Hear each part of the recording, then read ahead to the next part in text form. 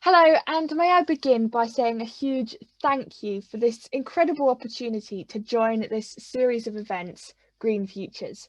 My name is Emily Stevenson, and you're going to hear a bit about who I am and what I do in a moment. But first, I'd just like to talk about what I think of when I hear green futures, because of course green has connotations of conservation, environmentalism, sustainability, but futures, to me, when I hear that, I think of young people, the youth, future generations. And I really believe that it is time that we acknowledge, and I mean really acknowledge, that everything that we do in our daily lives, every action that we take today, influences the lives of tomorrow. And it is so important that we all do everything that we can to empower young people to have a voice, particularly having a voice in decision making. And that's what I'd like to talk about during my presentation today. And I'm going to be drawing on some of the experiences that I've had over the last few months working as part of the official youth engagement group for the G7, the Youth 7. So who am I and what do I do? As I've already said, my name is Emily Stevenson. I'm the co-founder of environmental organisation Beach Guardian. We're based in North Cornwall, and we aim to engage, educate and empower against plastic pollution. Now, the work that we do at Beach Guardian can be divided into 5 key areas. The first of which is community. Beach Guardian was born out of the community's passion to take care of our local environment, and it's because of that very same community that we're able to continue to grow and achieve things I never thought would be possible. We work through education. We've engaged with over 65,000 young people through our work, and we really believe that working in schools and ensuring young people have the knowledge of these issues is one of the best ways that we can tackle this, because of course only when we know better can we do better. We work with a variety of businesses to help them reduce their reliance on unnecessary plastics, making sure that we're stopping plastic pollution at the source, as well as clearing up the mess on the beaches and tackling it from a bottom-up and top-down approach. And everything we do at Beach Guardian has to come from an evidence-based approach. So we really research these issues as much as we possibly can. I've just completed my master's degree at the University of Exeter, and I'm now currently working as a research technician for Dr. Amy Murray at the University of Exeter. And finally, if not most importantly, we try and work as collaboratively as possible. After all, our voices are only going to be louder together. So we work with all kinds of different organisations to try and tackle some of these issues. And it's been an absolute pleasure to meet so many of you and to work with so many of you. So that, in a nutshell, is who I am and what Beach Guardian does and what I get up to. But as I've already said, I've also spent the last few months working as part of the youth forum for the official youth engagement group for the G7. Now, the Youth 7, or the Y7, is tasked with consulting young people under the age of 30 and trying to identify some of the policy priorities of the youth, to formulate these through a consultation into a final communique which contains all of the key policy recommendations, and that is then given to the G7 leaders to discuss at the G7 summit. So over the last few months we have consulted with over 10,000 young people across the G7 nations. And what I'd like to do during my presentation is just really touch on what some of the areas of importance are that we identified through this period of consultation. And I'll try and cover from the local level, so here in Cornwall, to the national and then international level, and what that then translated into in our final communique that has now gone to the G7 leaders. So at a very local level, through our focus groups and engaging with young people here in Cornwall, we've really identified, or I identified, 3 key areas of importance, and that is accessibility, accountability, and action. The first one, accessibility. Unfortunately, young people have a real issue trying to get into conservation and environmentalism, because, for example, if you want to have your own behavior change and perhaps, I don't know, change your diet, if you go into the supermarket, the vegan or sustainable option usually has a much heftier price tag than the unsustainable option. Now, if you've just come out of university and you've got next to no funds behind you, it's not accessible at all to do the right thing. Even if you want to be as environmentally friendly as you possibly can, these options are not accessible to young people, or green jobs are not accessible to young people. Usually you have to have years of experience to go into a paid position, and young people can't even get these years of experience because we're just stuck doing volunteer work as a way into conservation. And of course, you can't volunteer if you've got no money, which young people also don't have. So doing the right thing, as I say, or being green is not an accessible option for young people.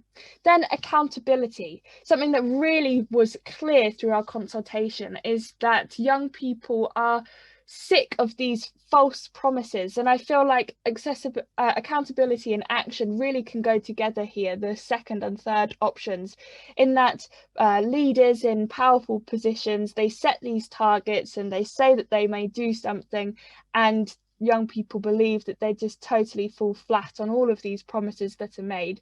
And those that are doing damaging activities are not held accountable for these, particularly when, for example, Western nations are driving some of the most damaging activity, and these are disproportionately impacting some areas that are not contributing to these damaging activities at all. For example, the global south, and young people typically are disproportionately impacted here too, which I will go on to discuss later. So accessibility, accountability and action are three key themes that came out of our consultation here in Cornwall. But how about nationwide? What's the picture looking like across the whole of the UK?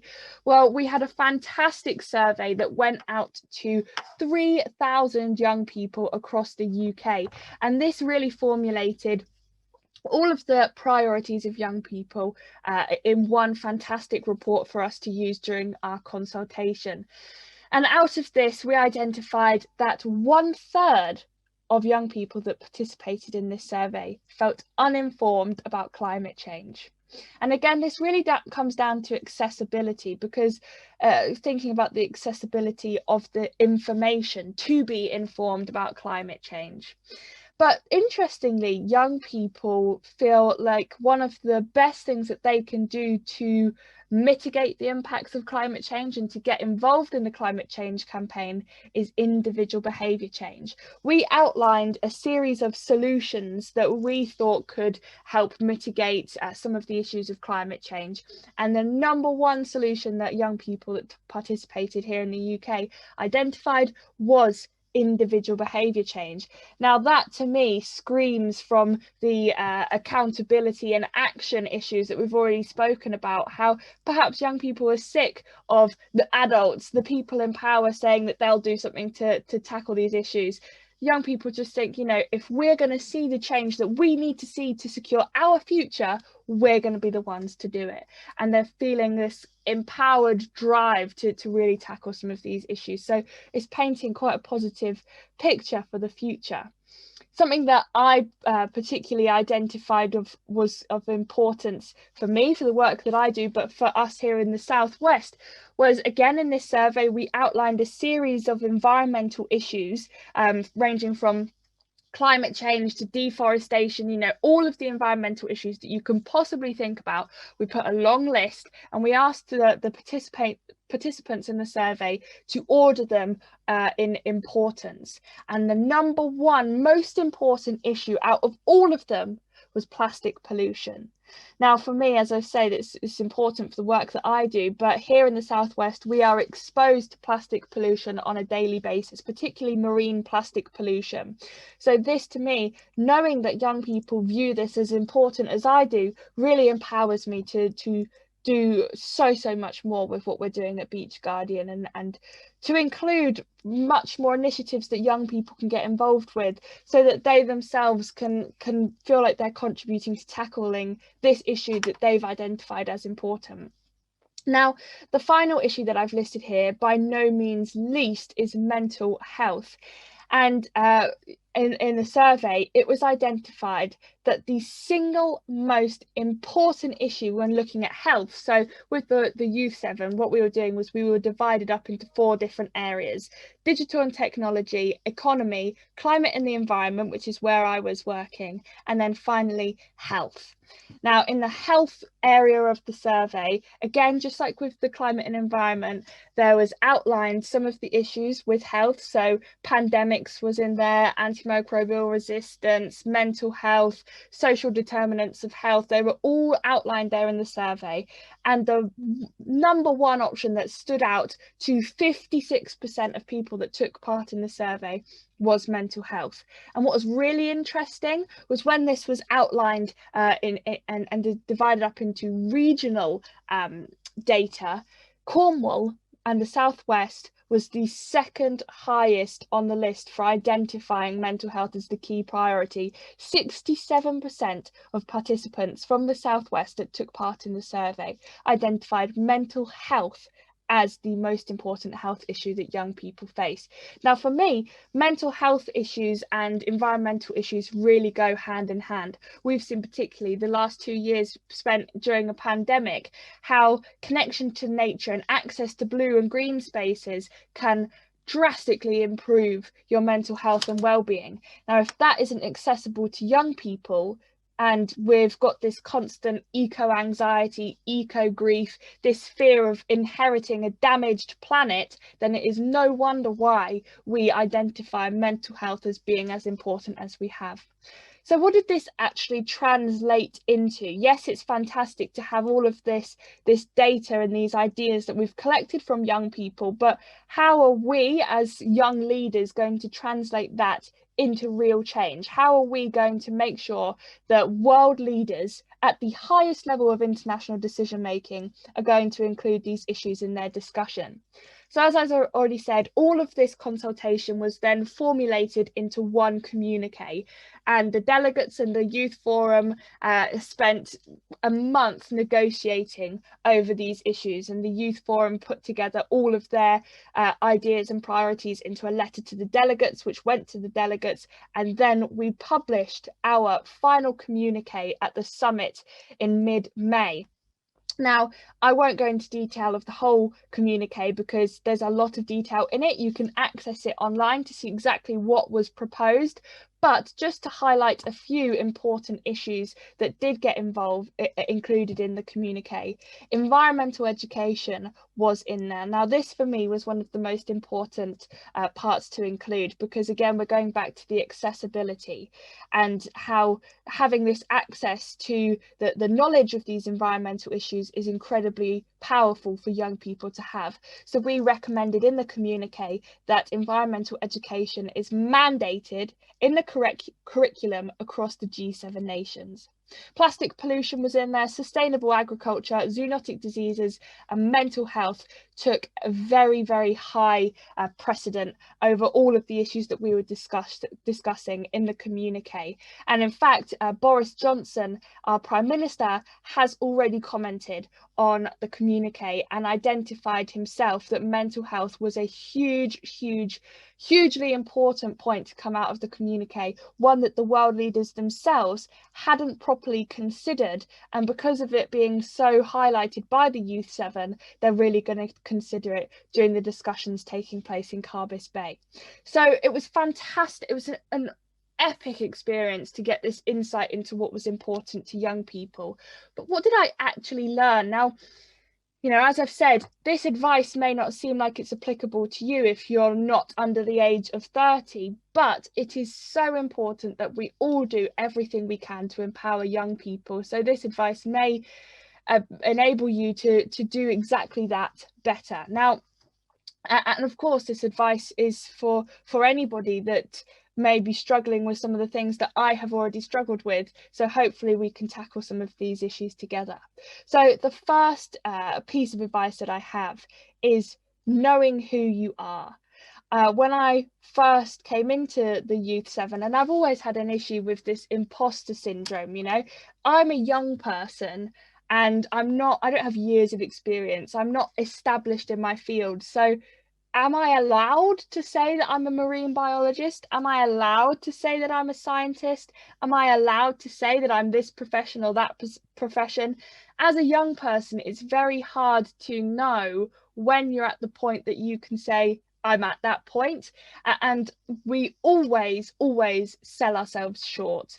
For example, when I went into the Youth 7, you know, I think there's a really big problem. There's this stigma of arrogance behind self-belief. But if you can't believe in yourself, then nobody else is going to believe in you. And I should have remembered that when I went into this experience, because when we did the round table of introducing ourselves and we had to say what we do, I said, oh, I clean beaches, which of course is lovely. And I'm very grateful to be able to do this, but I do a damn lot more than just cleaning beaches. And I should have said, you know, I should have had the confidence to explain exactly who I am and what I do. And young people need to know that they have every right to believe in themselves and everything that they've achieved. So know who you are, know what your strengths are, and use them, and be totally and completely, unapologetically yourself. Now, the second piece of advice perfectly follows on from that one. And it's knowing your expertise and standing with them, not behind them. I knew going into this that the three areas that I wanted to talk about and tackle, and my passion, where my passion and I can't say expertise, because as I've just said, as a young person, I don't feel like I have the authority to say I have expertise on anything. But the areas that I wanted to really bring home was linking environmental health and human health, plastic pollution, and education. But when I went in, I wanted to make sure that I didn't have tunnel vision on those three things. And I wanted to make sure I was thinking of everything. So sometimes I maybe didn't bring home the importance of plastic pollution or didn't really push for the policy that I wanted to see. However, there was somebody on my team that did exactly this. And from the very beginning, her key policy area was sustainable agriculture. However, at the start of discussions, nobody else was talking about sustainable agriculture. It was hardly ever brought up. And when we were talking about what's going into the final communique, nobody was talking about sustainable agriculture. But she did not give up on what she believed in. She did not give up on her passion. And every opportunity, she would talk about sustainable agriculture and what she's experienced in her lived experience and what she thought needed to be done better. You take one look at the final communique and you will see sustainable agriculture is in there as one of our key policy recommendations. And if she had given up on her passion, it would not be in there and it would not be considered at the highest level of international decision making. So know what your expertise is, know what your passion is, and follow it. Now, again, perfectly flowing on from that, my final piece of advice is a bit more of tangible advice. And that is, of course, knowing yourself, who you are, knowing your expertise. And then what can you recommend?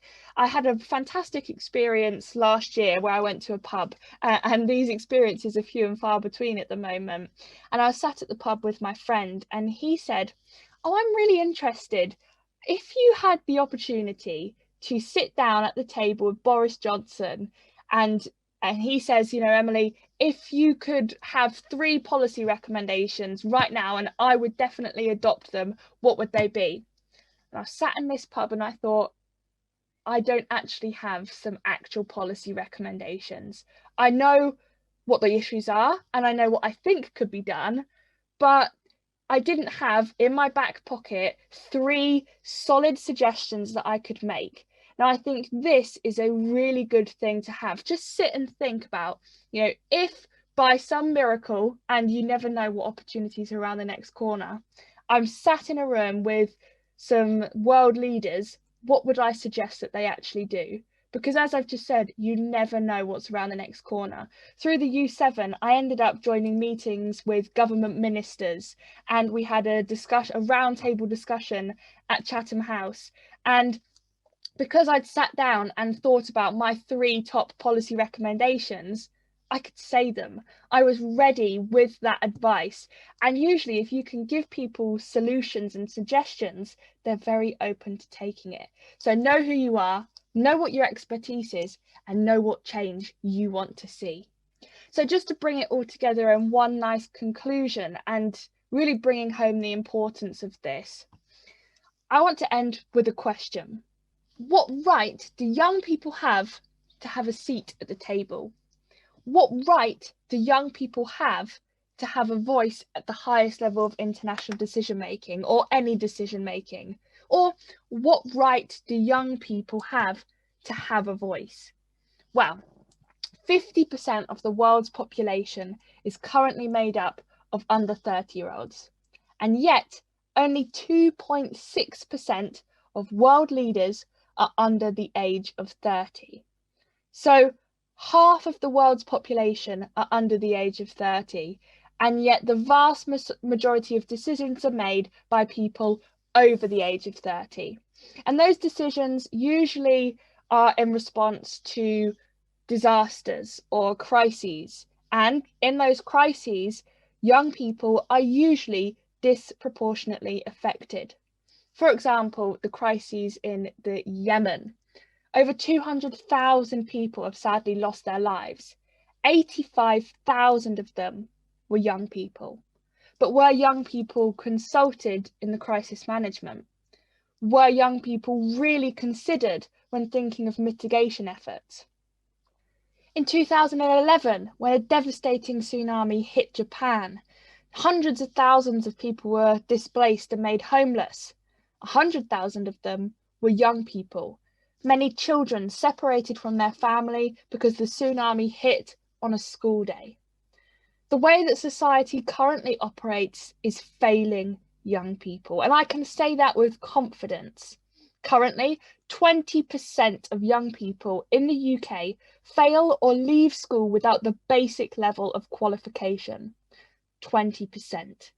The current system is failing young people. So in answer to the question, what gives young people the right? Well, to paraphrase one of my favourite films, we have the only right. Thank you.